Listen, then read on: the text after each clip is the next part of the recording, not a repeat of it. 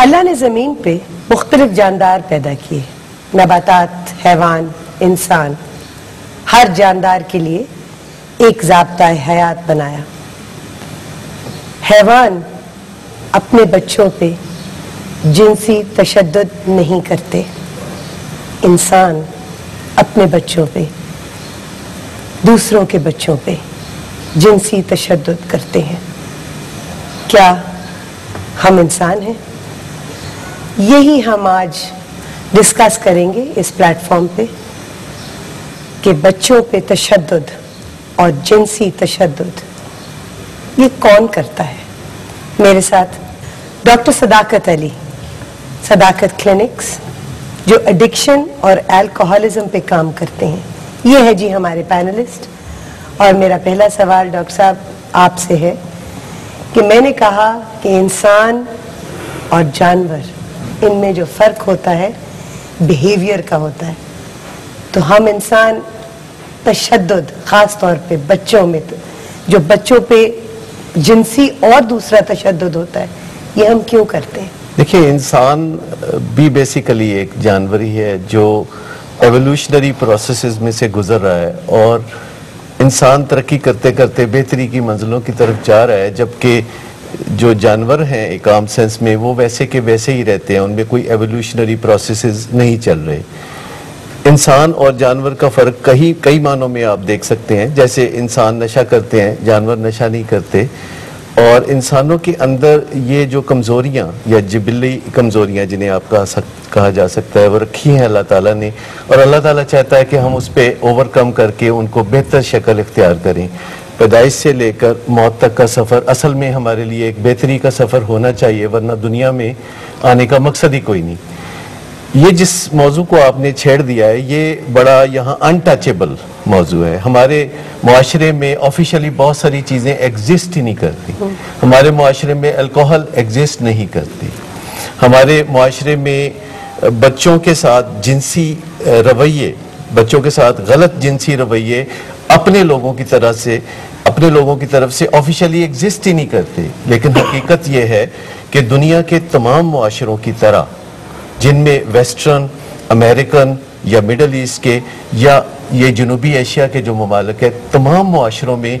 یہ ریسرچ سے ثابت چیز ہے کہ بچوں کے ساتھ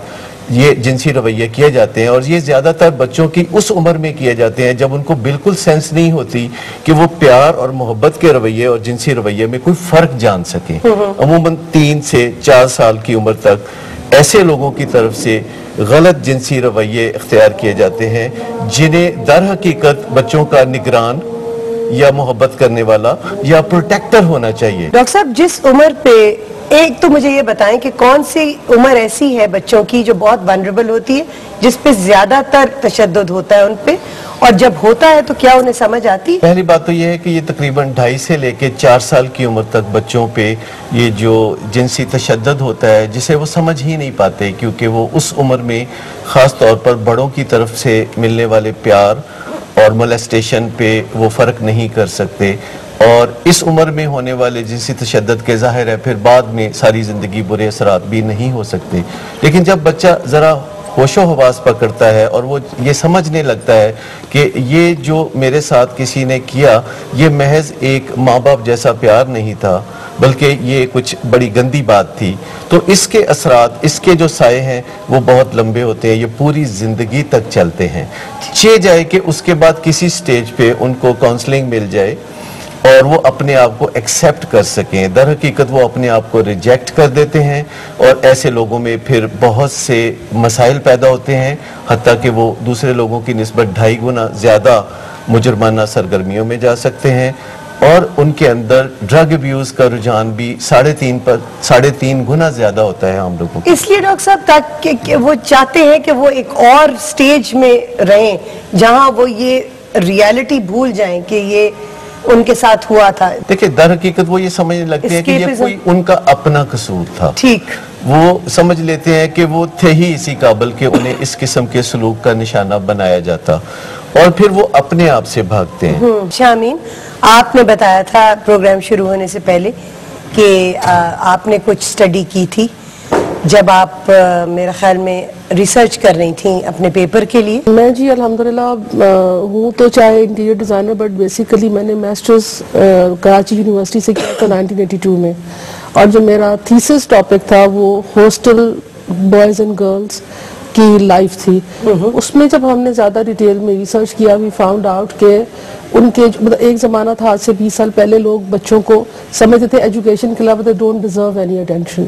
تو بڑے گھروں کے بڑے جاگیرداروں کے بچے یا صنعت کاروں کے بچپن میں بڑے کسی اسکول صنعتدار یا انسٹیٹیوٹ میں چلے گئے، وہاں سے آئے تو امریکہ چلے گئے، واپس آئے تو شادی ہو گئی.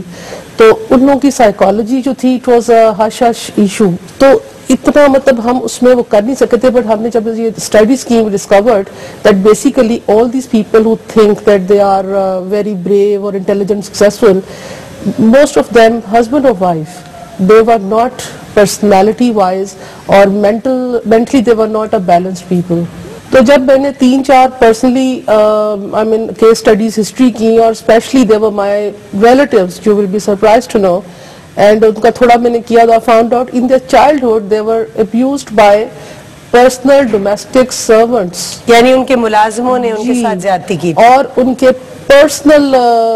uncles اور you know elder cousins جن کو ماں باپ کہتے تھے تائی کا بیٹا ہے، خالہ کا بیٹا ہے، you go with them and you know group میں جا کر پکنک منا لو کچھ. تو ان کو سمجھ ہی نہیں آیا ان کے ساتھ ہوا کیا، اور پھر وہ گلٹ اور امبیرسمنٹ کو ہائڈ کرنے کے لیے بریو بنتے گئے. مطلب ہسبینڈ جو تھا وہ آؤٹ ورڈلی اسٹرانگ مین بن گیا بائی بلنگ دا فیملی، یا وائف جو تھی وہ سبمسو ہو گئی. But their sex life was always a guilt for them. Whenever they were partners, they were not good people. With the kids, they were always suspecting their childhood in their children. So they were extra strict with the kids. ٹھیک ہے. ان کی باتوں سے ظاہر ہوا کہ trust جو ایک لفظ ہے، آپ کسی کو ٹرسٹ کرتے ہیں، آپ اس پہ یقین رکھتے ہیں، وہ آپ کے چچا ہیں، پرانے ملازم ہیں جو آپ کے والد کی طرح ہیں، تو اس کا کیا مطلب ہے کہ انسان کسی کو ٹرسٹ ہی نہ کرے؟ سیمی میں اس بات پہ ابھی آتا ہوں، لیکن پہلے 2 باتیں کہنی چاہتا ہوں. وہ یہ کہ سب سے پہلے تو یہ کہ ہمیں یہ مان لینا چاہیے کہ یہ ایک پرابلم ہے. جی. بدقسمتی یہ ہے کہ ہم یہ سمجھتے ہیں کہ اسلامی جمہوریہ پاکستان میں سبھی کچھ اسلام کے مطابق ہوتا ہے، لہٰذا ہمیں کچھ ضرورت ہی نہیں کہ کچھ اس طرح کے جو سینسیٹیو ٹاپکس ہیں ان کی طرف آئیں. اسی طرح دیکھیں کہ یہ جو مسئلہ ہے ہمارے ہاں تو یہ سمجھا گیا کہ پرابلم ہے نہیں، نہ ہم نے لیجسلیٹو لیول پہ اس کو لیا، کبھی ہماری پروونشل یا نیشنل اسمبلی میں یہ ایشو نہیں اٹھایا گیا، ہمارے ایجوکیشن کے کریکلم میں یہ مسئلہ نہیں اٹھایا گیا، اور بدقسمتی یہ سمجھیں کہ ایون میڈیکل کریکلم میں یہ ایشو شامل نہیں کیا گیا آج تک. ہونا تو یہ چاہیے تھا کہ یہ جو اتنا سینسیٹیو ایشو تھا یہ ہمیں اپنے بچوں کو شروع ہی سے ان کے کریکلم میں ہلکے ہلکے انداز میں، اور جو وہ بڑے ہوتے ان بچوں کو ایک وارننگ دینا چاہیے تھی. اور اسکول لیول پہ ہمیں اسکول ٹیچرز کو اس کے بارے میں اویئرنیس دینا چاہیے تھی، تاکہ وہ بچے جو کم از کم گھروں میں ریفیوج نہیں پا سکتے وہ اپنے اسکول ٹیچر کے ساتھ بہت ساری باتیں کر سکتے ہیں، ان کو جا کے بتلا سکتے ہیں کہ ہمارے ساتھ اس طرح کا ظلم اور زیادتی ہو گیا. اب جیسے ڈاکٹر صداقت کہہ رہے تھے کہ ایک سٹیج ہوتی ہے کہ جہاں 3-4 سال کے بچے کو شاید اتنی اویئرنیس نہیں ہوتی، وہ اس کو کھیل کود کا ایک حصہ سمجھ لیتے ہیں، یا ایک ایسے ہی سمجھیے کہ سینس آف انجوائمنٹ ان کے لیے. لیکن جو ہی 4-1 سال سے آنورڈ بچے کو تھوڑا سا شعوری کیفیت اس میں بہتر ہونا شروع ہوتی ہے، اور خاص طور پہ جب 9-10 سال تک پہنچتے ہیں، کیونکہ یہ جو ٹینڈر ایج ہے نا 7 سے لے کے 9-10 سال کہ بچہ ایک اپرنٹ اس کی فزیک شیپ بھی آ رہی ہوتی ہے، اور پھر بھی ابھی وہ انجان بھی ہیں بہت سارے معاملات میں، کوگنیٹو لیول پہ ان کے دماغ میں بہت ساری باتیں اب بھی وہ ان کو کچھ جو ہائپوتھیسس ہیں، جو خیالات ہیں، سوالات ہیں، ان کو اسی سینس میں لیتے ہیں، زیادہ اس کے بارے میں ڈیپتھ نالج نہیں ہوتا ان لوگوں کا.